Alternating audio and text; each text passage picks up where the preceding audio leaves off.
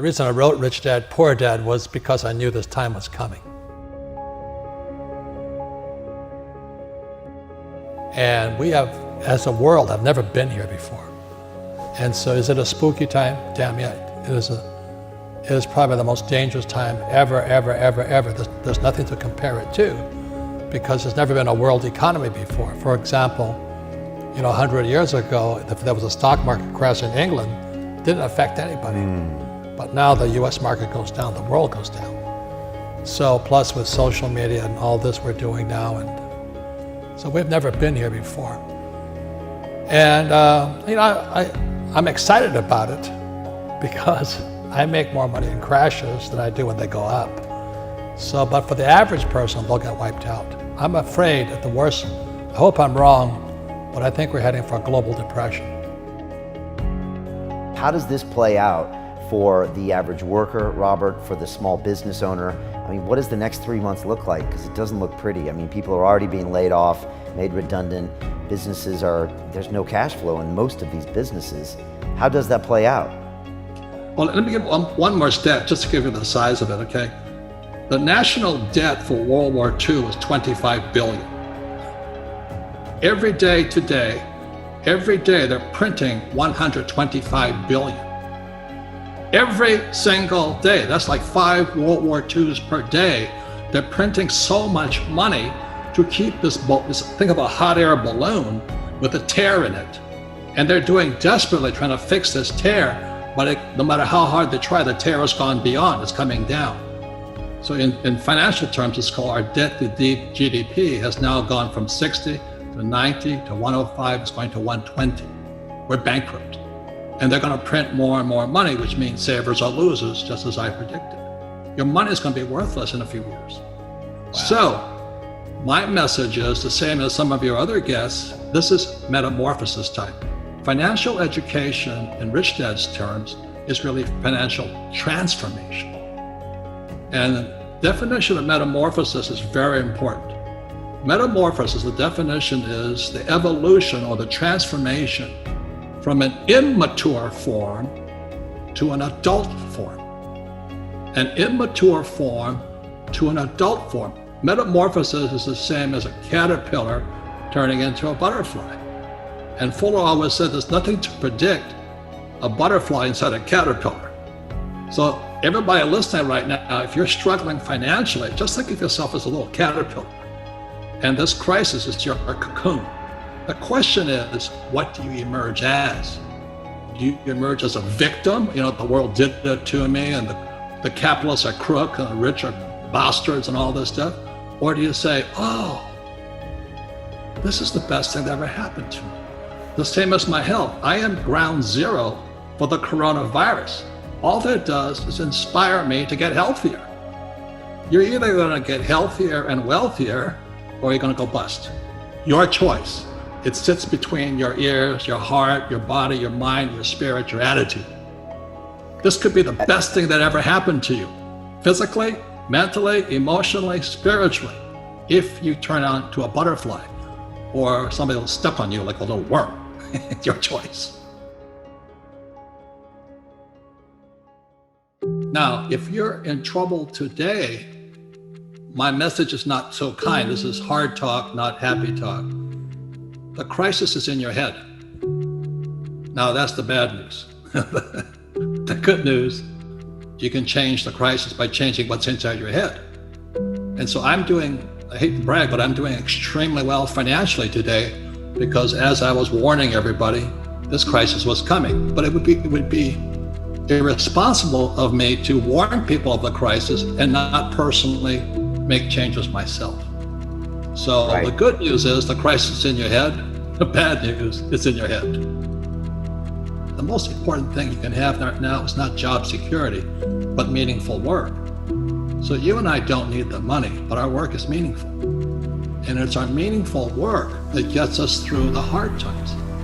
So the good news is my company is sold out. We cannot keep up with product. The bad news is the supply chain shut down, but that's a good problem. We have tons of cash. I have gold, I have silver. And I do have challenges in the real estate market, but that's going to make me stronger. That's my only attitude I can have. Otherwise, I just cry and say, well, the government should take care of me. I need a bailout. I need a stimulus. So what can I do? I'm one of them. What do I do? Does it go back to employee, self-employed, business owner, investor? Like, go find a business, go start a business, go reposition yourself career-wise? You know, is there a 1, 2, 3 step process on what I can do to be prepared for it? I have a friend in Panama. He has an avocado farm. So he's sitting in Panama growing avocados. He says, because people have to eat. Another friend of mine is growing blueberries.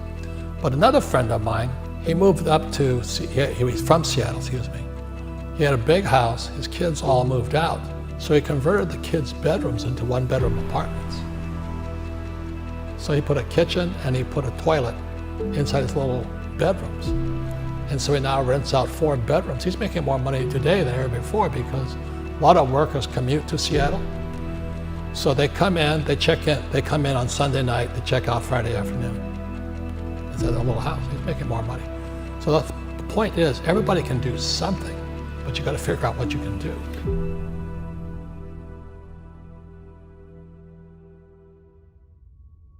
Well, the reason the rich don't work for money is number one expense is tax.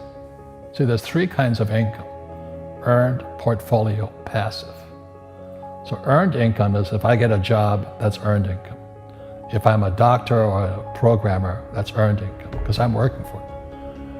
If I buy, let's say, Apple for $10 and I sell it for $20, that's portfolio income, capital gains. Yeah. But passive income, which is cash flow, is never taxed. So it's not, and so these guys are screaming right now in America, tax the rich. I said, good luck. Because most of the guys complaining, they don't know there's 3 kinds of income. And the rich don't have jobs anyway. They have assets. And so the average schmo out there, poor guy, sent the kid to school, they don't learn this. So that's why in Fake, as you were talking about it, there's a newspaper article about Jared Kushner, and he explains how the Trumps and the Kushners don't pay taxes and make millions of dollars. And the reporter couldn't understand him because our schools will never teach you that 3 types of income. And they judged him and say they're wrong and it's cheating. And we see that over and over again. Amazon not paying taxes. What do you say to people when they come up to you and say, Robert, it's not fair. It's not fair they're not paying taxes. Well, there's always 3 sides to a coin, heads, tails, and the edge. So which side of the coin are you on? From my side, it's fair. But this is the difference. Everybody can do the same thing I do because the tax laws are for everybody. We don't say, well, the tax laws are only for the rich. No, the tax laws are for everybody to use if you have the right financial education. And the reason I'm an advocate of financial education, without that education, you have to pay taxes. You see, very few people will buy what I do, make $1 million and pay 0 tax. And my rich dad taught me that playing Monopoly. That's how it started, 4 greenhouses, 1 red hotel. Or the McDonald's formula, I write about it here. McDonald's, Ray Kroc. Yeah.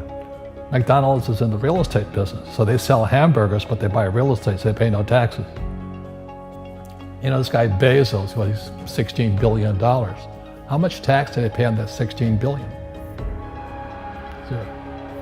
And that's all legal. Anyone can do it. Everybody can do it. But most people lack the education.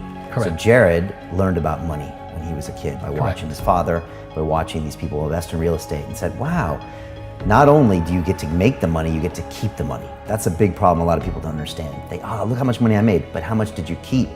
Because that could be half. How much tax did you pay? Right, what tax did you pay? And so you always say, this is the law. The law is true for every citizen. You can do it, but most people just don't do it. Sometimes, like you said, they don't have the education, but you need to have a plan if you're gonna go do risky things. Well, it's not risky. To me, what's risky is having a job and paying taxes and saving money because they're printing it. That's the worst thing of all. And that's why there's fake money, fake teachers, because the teachers they don't know it. Right. And fake assets, because Wall Street or the City of London or Lehman Brothers or Goldman and all, they're not going to tell you this.